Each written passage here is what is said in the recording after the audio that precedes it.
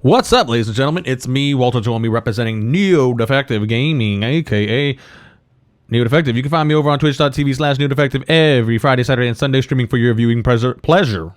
And right now, I'm streaming The Last of Us up to every episode. The Last of Us Part 1, that is. You can find me over there, or find me on my YouTube channel, where I upload those videos pretty much the next day. What we got going on here is we are in The Last of Us HBO show, episode 4, and this one is a doozy. It's a doozy because it kind of felt a little long. It felt a little long, and it actually turns out to just be a good average time. I think what's happened here is we're coming off of episode 3. Episode 3, if you saw my last review, was one of the best episodes of all time, in my opinion. I think in regards to a lot of other people's opinions, with people reviewing, talking about episode 3 in general, the relationship and how they can develop characters inside this show, it's really well done. Matter of fact, probably all-time great episodes of any entertainment medium, as far as especially when you consider video game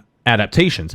So now we're actually at the tail end of that, and it rears itself in that this episode, although not a bad episode by any means, feels to me like it's lacking. The pacing's kind of off. What I actually liked about this episode a lot is that it picks up right after you leave Bill's town.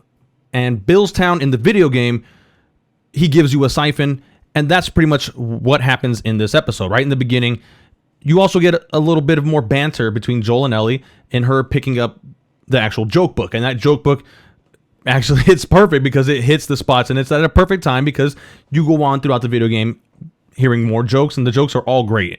And you see Joel actually laughing, Pedro Pascal's character actually laughing, and it's really well done. It's really well done.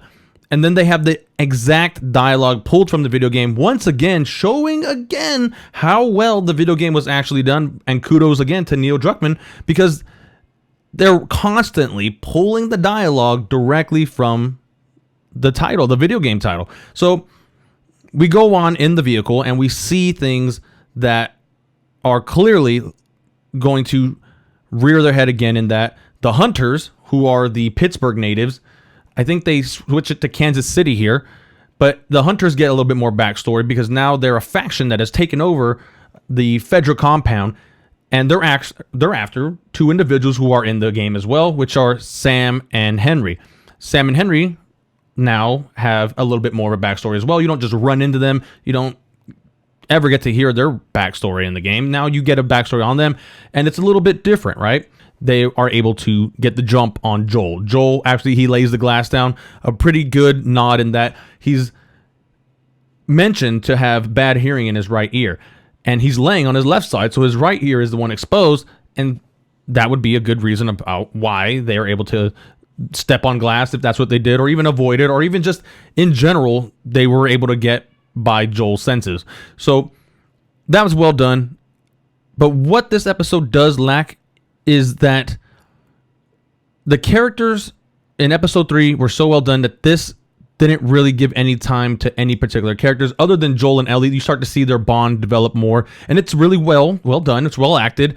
You see Bella Ramsey actually cry after she has to hurt the young boy after the little scuffle that happens, of course, in the video game as well. You kind of knew when she had that gun that something was going to happen the next episode. Joel was going to get into a little bit of trouble, and then kablowie, she was going to save his booty from near-death experience, right?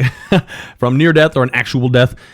She takes more affection from Joel, and it actually shows that they're more or less kind of the same character, and that they deal with things very similar, and that they just kind of walk away to harden their emotions, to suppress them as much as they can. And that was well acted on Bella Ramsey's part as well, because they've both done that so far throughout episode 2, and now we're in episode 4. So going forward, episode 3 might actually hurt the show, because I gave it a 10. And what they do is so well acted and well performed, and the character development, you feel for the characters who weren't even important characters in the actual game. And if you compare it to Tess, I actually shed a tear for Tess in the game. Even replaying it, I started getting teary-eyed. But now I see what they did in the show, and the show kind of gives her a very weak send-off, in which I thought episode 2 was like a good solid 9. I can even drop it down to to a solid 8 because of how well episode 3 is. And then now going forward, is that going to hurt every episode going forward? Am I just going to be comparing it to that? It's possible, yeah. And I think I actually will. Not to its detriment. I want to say every episode on its own is well done. Like, this episode was well done. If you didn't get episode 3, this is a good 9 out of 10 episode. But because episode 3 exists in this world in which they created this universe, I'm going to have to go ahead and give this episode a 7, okay? Now, that's because this universe has just showed itself that it can be some of the best television experience ever. But then you get an episode like this, which kind of dials that back, that character development back, ups a little bit of the action. But then you start seeing that there's things that they could have done, they could have continued, or if they could have just waited to pop this episode 3 way later or something along those lines. It's just, it is what it is. But you do get to see a bloater, or the upcoming bloater that we know is going to be in the show. I think this episode was more filler than anything. They did definitely rip portions of the game out, but nothing felt significant. It didn't really feel like it was moving the needle, other than introducing us to new characters that we know we're just passing through, right? That's this part of the game. It's part of the show, I'm sure, as well. So we'll see how they continue going forward. But again, still a solid, good episode. I just want to reiterate that. But again, 7 out of 10. And that's just what I feel.